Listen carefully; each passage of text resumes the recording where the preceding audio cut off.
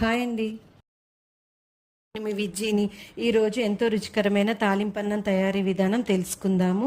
వేడి వేడి తాలింపన్నంలో పుట్నాల పొడి ఆవకాయ కలుపుకొని తింటే ఆ రుచే వేరు. ముందుగా కళాయిలో 2 స్పూన్ల నూనె వేసుకోవాలి. వేడెక్కిన తర్వాత 1 స్పూన్ తాలింపు గింజలు మీడియం హైలో పెట్టుకోవాలి. హైలో పెట్టుకుంటే తాలింపు మాడిపోతే రుచి మారిపోతుంది, అందుకని మీడియం హైలోనే పెట్టుకోవాలి. తర్వాత రెండు పచ్చిమిరపకాయ ముక్కలు సన్నగా కట్ చేసి వేసుకోవాలి. పొయ్యి మీడియం సిమ్లో పెట్టుకోవాలి, లేకపోతే ఘాట్ వచ్చేస్తుంది. వీలుంటే ఇంకా సిమ్ చేసుకుంటే ఇంకా బెటర్. ఒక 2 నిమిషాలు పచ్చిమిరపకాయలు బాగా వేగిన తర్వాత ఒక ఉల్లిగడ్డ సన్నగా ముక్కలు కట్ చేసుకొని వేసుకోవాలి. ఇప్పుడు పొయ్యి మీడియం హై చేసుకోవచ్చు. ఈ మీడియం హైలో ఒక 2-3 నిమిషాల పాటు మనం ఉల్లిగడ్డలు వేగనివ్వాలి.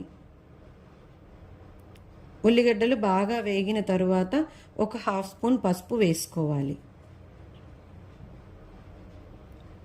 పసుపు వేసుకున్న తర్వాత ఒకసారి అటు ఇటు అని కలుపుకున్నాక అన్నాన్ని పొడి పొడి చేసుకోవాలి. పొడి పొడి చేసుకున్న అన్నంలో ఉప్పు వేసుకొని ఆ అన్నాన్ని ఈ తాలింపులో వేసుకోవాలి.